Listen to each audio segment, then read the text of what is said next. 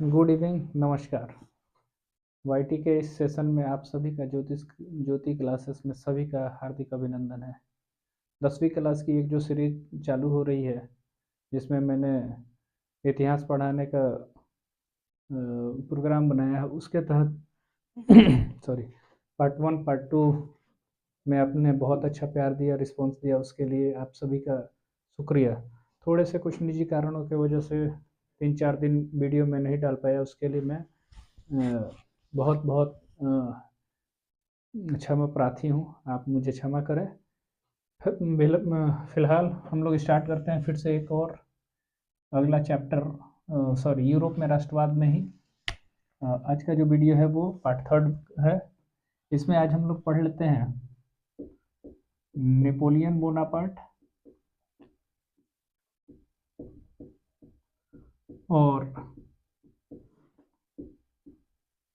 Metternich युग।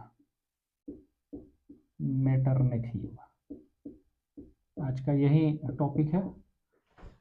10-15 minute में मैं इसको ख़त्म कर रहा हूँ, क्योंकि लंबा ये सीरीज चलने वाला है। ये जो पहला जो चैप्टर है यूरोप का राष्ट्रवाद, तो आपने देखा कि यूरोप में राष्ट्रवाद जन्म एक दिन में तो कोई भी चीज़ नहीं होता है। जो भावना थी, जो पहले राजतंत्र थी, उस राजतंत्र की व्यवस्था को समाप्त करने के लिए नेपोलियन बोनापार्ट, जो कि फ्रांस का निवासी था, और वो एक सेना में भर्ती होता है, और उसके बाद फ्रांस की जो पुरातन व्यवस्था है उसको वो जो राजतंत्र चल रहा था उसकी व्यवस्था को समाप्त करने के लिए वो यहाँ पे आया, और फिर वहाँ पे तानाशाह बन बैठा। तो उसी के क्रम में हम लोग चलते हैं। नेपोलियन बोनापार्ट, एक छोटा सा ब्रीफ। नेपोलियन बोनापार्ट के पिताजी का नाम कार्लो बोनापार्ट था। साधारण घर में जन्म लेने के बावजूद वो सेना में शुरू से ही जाना चाहता था, और वो राजतंत्र की जो व्यवस्था थी, इस समय फ्रांस में राजतंत्र है। फ्रांस में राजतंत्र क्या है? वैसी व्यवस्था जहाँ पर राजा का ही बेटा शासन करेगा। तो आप देखेंगे फ्रांस में लुई करके चलता है, तो लुई 14वां, लुई 16वां, लुई 17वां, 18वां, ऐसे करके इसमें देखने को मिलते हैं। तो यहाँ पे राजतंत्र जो था फ्रांस में उस समय, इस समय यहाँ पे निरंकुश शासन है, और निरंकुश शासन में यहाँ पे बुर्बो वंश का शासन है। ये बहुत ही इम्पोर्टेंट क्वेश्चन है, आपके ऑब्जेक्टिव में ये पूछा भी गया है। तो ये क्वेश्चन आप क्लियर कर लीजिए, ध्यान दे दीजिए। इसके अलावा नेपोलियन बोनापार्ट उस समय तत्कालीन समय में फ्रांस सबसे शक्तिशाली यूरोप का एक देश था। ये फ्रांस, मैंने एक डायग्राम बनाया है। इन चीज़ों को याद करना भी आप सभी 10वीं के जो भी स्टूडेंट हैं उन सबके लिए बहुत ही ज़रूरी है, क्योंकि एक पकड़ विकसित होगा आपको यूरोप के राष्ट्रवाद को समझने में भी, और आने वाले दिन में जब आप तैयारी करेंगे, जैसे दरोगा हो गया, पुलिस हो गया, तो उन चीज़ों में ये जो सोशल स्टडी का वेटेज है बहुत ही इम्पोर्टेंट होता है। तो एक थोड़ा सा कहानी के रूप में आप समझेंगे अभी से चीज़ों को, तो आपको सोचने का जो पावर है वो कुछ अलग लेवल से आप सोच पाएंगे चीज़ों को। ये है स्पेन, ये है फ्रांस, फ्रांस से सटे यहाँ पे बेल्जियम, जर्मनी, पोलैंड, चेक गणराज्य, उसी के नीचे आएंगे तो ऑस्ट्रिया, और ये एक जूता आकार का आकृति है जिसको इटली बोलते हैं। मैंने पिछले क्लास में बताया था फ्रांस की राजधानी कहाँ है, आप लोग कमेंट करके बताएंगे। जर्मनी, बर्लिन है। ऑस्ट्रिया की राजधानी वियना सम्मेलन जो 1815 में हुआ वो अभी चर्चा करेंगे, और फिर इटली की राजधानी रोम।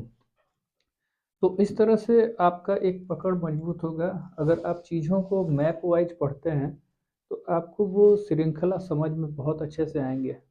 इसलिए कोशिश कीजिए कि आप एक एटलस की बुक रखें और उसमें इन चीज़ों को देखते हुए पढ़ाई कीजिए। फिलहाल नेपोलियन बोनापार्ट, सबसे इसका जो समय था 1812 का, जिसमें इसने मास्को अभियान किया। मैं इसको मिटाता हूँ। मास्को अभियान, मास्को अभियान। तो फ्रांस में राजतंत्र समाप्त अच्छे से कर लिया और तानाशाह बन गया। और तानाशाह बनते ही इसने ये फ्रांस का ये जो क्षेत्र देख रहे हैं इसको विजिट किया, बेल्जियम, जर्मनी, ठीक है, ऑस्ट्रिया, इटली, इन सब देशों को जीतते हुए वो इधर रूस के तरफ चला। और इसी में कहा जाता है कि मास्को अभियान जब 1812 में कर रहा था, क्योंकि महत्वाकांक्षी इंसान था, महत्वाकांक्षी था कि हमको पूरे विश्व को जीतना है, और तानाशाह बन रहा था। तो जब ये रूस में मास्को एक जगह है, तो मास्को अभियान जब 1812 ईस्वी में स्टार्ट किया, तो ये सेना लेके चला, और रास्ते में रूस की जो सोच थी, उनको लग गया था कि ये रूस अभियान भी ये कर लेगा, मास्को अभियान कर लेगा, तो ये और पावरफुल हो जाएगा। तो यहाँ की जो शासन व्यवस्था थी, उन लोगों ने नेपोलियन को हराने के लिए उन्होंने क्या किया कि वो पीछे बढ़ते गए। जैसे जैसे नेपोलियन आगे बढ़ रहा था, वैसे वैसे ये लोग पीछे बढ़ रहे थे, और अपने सेना को ये निर्देश दे दिया था कि जो भी आसपास के क्षेत्र से हम लोग निकलेंगे, उनके गांवों को जला दिया जाए, अनाजों को ख़त्म कर दिया जाए। क्योंकि अगर नेपोलियन की सेना अगर अनाज खाते या मतलब खा के हुए आगे बढ़ते, तो जाहिर सी बात है कि वो पूरा रूस कंप्लीट जीत गए होते। लेकिन यहाँ की जो शासन व्यवस्था थी, जो राजा थे, रूस के राजा को जार बोलते हैं, ये हमेशा याद रखिएगा। जार का स्पेलिंग CZAR, जार, इसको याद रखिएगा। तो रूस के राजा का ये सख्त निर्देश था कि जैसे ही नेपोलियन आगे बढ़ेगी अपनी सेना के साथ, तो बीच में जो भी चीज़ आए, जितने भी अनाज आते हैं, गांव आते हैं, उन सबको जलाते हुए पीछे हटना है। कहा जाता है कि जब कड़ाके की ठंड पड़ी, तो वो वापस आना चालू हुआ, और अनाज नहीं मिलने के कारण कहीं हर जगह इनकी सेना समाप्त होने लगी। फिर फाइनली 1813 में लिपजिंग का एक युद्ध हुआ, और लिपजिंग के युद्ध में ये बुरी तरह से हारा, और इसको एल्बा द्वीप पर निष्कासित कर दिया गया। लेकिन 10 महीना यहाँ पे रहने के बाद ये फिर वापस आया, और फाइनली 1815 में एक युद्ध करता है, ये वाटरलू का युद्ध। 1815 में वाटरलू बहुत ही इम्पोर्टेंट है, वाटरलू का युद्ध, ये याद रखना है, क्योंकि किताब में नहीं दिया है। वाटरलू है कहाँ? ये बेल्जियम आप देख रहे हैं, यहीं पे वाटरलू का युद्ध हुआ। क्योंकि उस समय तक ऑस्ट्रिया, प्रसा, रूस और फ्रांस, ये जो देश थे, उन लोगों को समझ में आ गया था कि नेपोलियन इधर से थका हुआ आएगा और यहाँ पर आएगा, और उसी समय अगर उस पर नेपोलियन पर हमला किया जाएगा, तो जाहिर सी बात है कि नेपोलियन डिस्ट्रॉय हो जाएगा। इसी के चक्कर में ये फ्रांस, ऑस्ट्रिया, रूस जैसी जो शक्तिशाली जो देश थे, उन लोगों ने इस पे अटैक किया, और उसके बाद फाइनली ये समाप्त हुआ।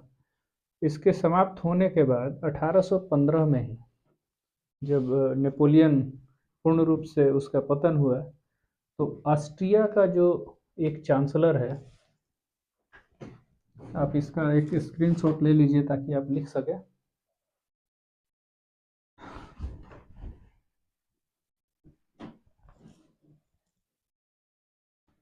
ऑस्ट्रिया की राजधानी है, कैपिटल वियना, वियना,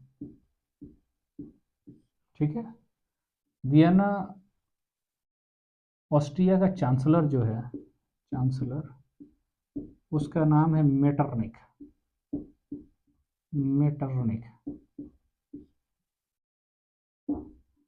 मेटरनिख, ये मेटरनिख यहाँ का चांसलर है और ये वियना सम्मेलन करता है 1815 में। और इस सम्मेलन में रूस, फ्रांस, इंग्लैंड और प्रूसा, ये इन देशों के राजाओं को बुलाता है और यहाँ पे मीटिंग करता है। और मीटिंग करता है कि जो पुरातन व्यवस्था थी, जो फ्रांस में चली आ रही थी बुर्बो वंश के समय में, उस पुरातन व्यवस्था को ये फिर से यहाँ पे फिर से स्टार्ट डेवलप करना चाहता था उसी व्यवस्था से, क्योंकि यहाँ पे राजतंत्र थी, बुर्बो वंश की शासन व्यवस्था थी और बुर्बो वंश बहुत ही निरंकुश शासन यहाँ पे करते थे।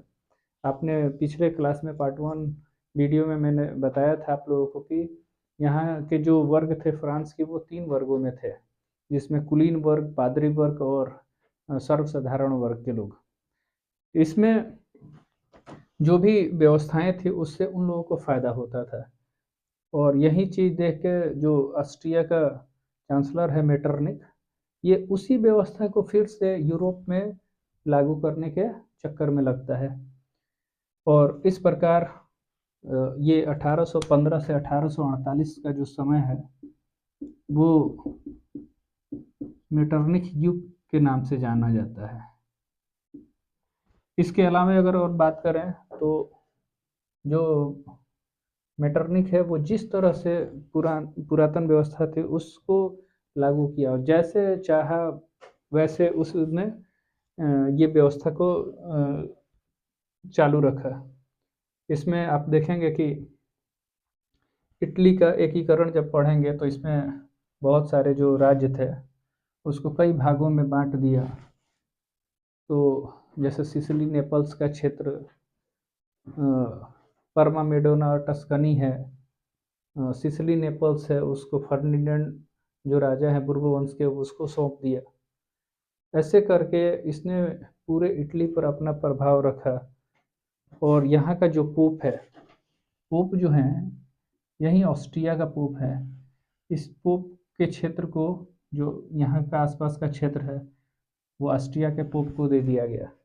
इस प्रकार मेटरनिख ने बहुत ही कूटनीति का सहारा लेते हुए जो पुरातन व्यवस्था थी उस पर जैसे चाहा वैसे यहाँ पे शासन किया। तो आज हमने पढ़ा नेपोलियन बोनापार्ट और मेटरनिख, इसको हमेशा याद रखेंगे।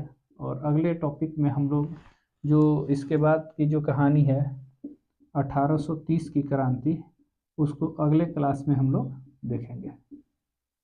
ठीक है, तो यहाँ से क्वेश्चन जो है, ऑस्ट्रिया की राजधानी आपको बनाना है वियना। वाटरलू का युद्ध कब हुआ? लिप्जिंग का युद्ध कब हुआ? मास्को अभियान 1812 में। ट्रिक अगर करना चाहें तो आप एम में शब्द याद कर लीजिए, एम से मास्को, ए से अभियान, मास्को अभियान। आसान है, ऐसे याद कर लेंगे। और उसके बाद 1-2 क्वेश्चन और कि वाटरलू का मैदान कहाँ पे है। तो वाटरलू कहाँ है? बेल्जियम में। इसका पहला लेटर देख लीजिए और इसका पहला लेटर देख लीजिए, याद रहेगा। और इसको अगर मैप वाइज पढ़ते हैं तो चीज़ें और क्लियर होंगी। तो आई होप कि आपको मेटरनिख युग और नेपोलियन के बारे में कुछ आइडिया लग गया होगा और मैप को पढ़ते हुए आपको बहुत अच्छा लगा होगा। तो उम्मीद करते हैं कि ये चीज़ आपको आज समझ में आया होगा। अगर मेरा वीडियो आपको पसंद आता है तो आप ज़रूर कमेंट करें, फिर लाइक और सब्सक्राइब करना ना भूलें। और अपने जो भी आपके आसपास के जो भी मित्र हैं उनको शेयर कीजिए। और 10 क्लास के जो भी बच्चे हैं उनसे ख़ास तौर का मेरा ये उनसे रिक्वेस्ट रहेगा कि वो इस चैनल को ज़्यादा से ज़्यादा लोगों के बीच में शेयर करें। तब तक फिर अगले टॉपिक पर आएंगे और फिर आपसे बातें होंगी, ढेर सारी बातें होंगी। और तब तक के लिए गुड नाइट, जय हिंद।